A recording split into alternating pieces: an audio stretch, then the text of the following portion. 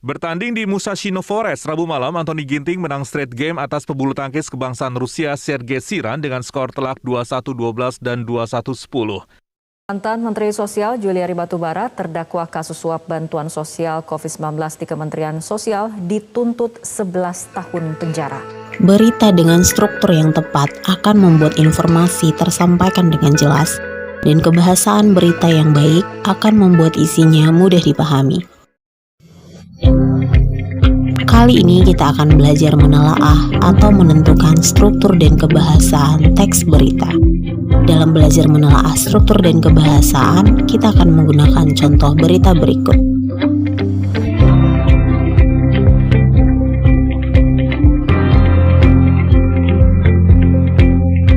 Ada 3 struktur teks berita. Struktur atau bagian-bagian sebuah berita tersaji dalam pola piramida terbalik. Bagian awal merupakan pokok-pokok berita dan disusul sampai bagian akhir sebagai pendukung untuk lebih menjelaskan apa yang disampaikan dalam berita. Dengan struktur penyajian informasi seperti itu, segi kepentingan suatu informasi semakin ke bawah semakin berkurang.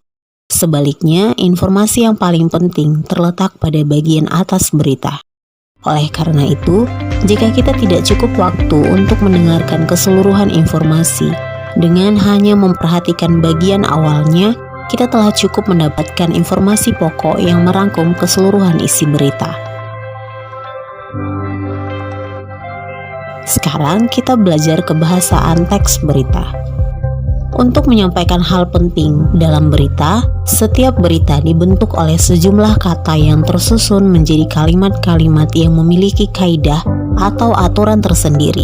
Hal itu menjadi ciri atau pembeda teks berita dengan teks lainnya.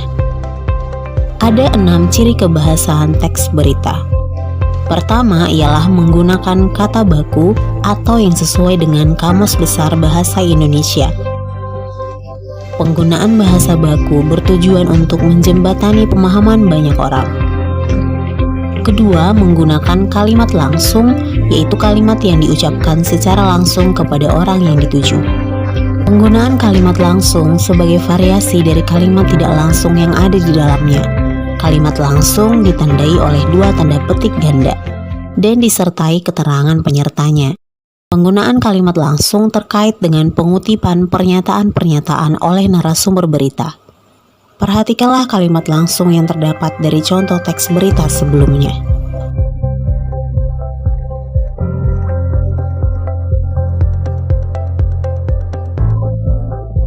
Ciri kebahasaan teks berita yang ketiga ialah menggunakan kata penghubung bahwa. Penggunaan konjungsi bahwa berfungsi untuk menerangkan kata yang diikutinya. Hal itu terkait dengan pengubahan bentuk kalimat langsung menjadi kalimat tidak langsung. Perhatikanlah contoh berikut. Yang keempat, menggunakan kata kerja mental. Penggunaan kata kerja mental atau kata kerja yang terkait dengan kegiatan dari hasil pemikiran. Kata-kata yang dimaksud antara lain memikirkan, membayangkan, berasumsi, berpraduga, berpendapat, berkesimpulan, beranalogi, dan sebagainya. Seperti kutipan dari teks berita sebelumnya. Ciri kebahasaan teks berita yang kelima ialah menggunakan kata keterangan waktu dan tempat. Penggunaan fungsi keterangan waktu dan tempat sebagai konsekuensi dari perlunya kelengkapan suatu berita yang mencakup unsur kapan dan di mana.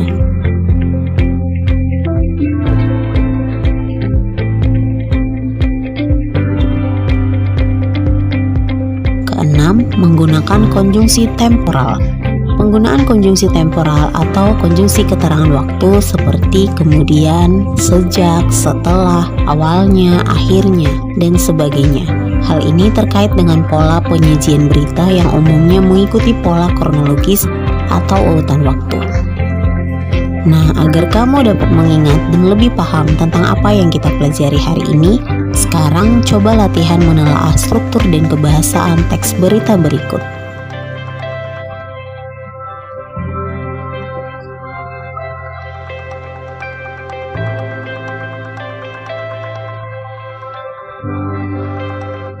Jelaskanlah letak struktur teks berita tersebut secara rinci, kemudian tulislah kutipan kalimat dari teks tersebut yang termasuk ciri kebahasaan teks berita.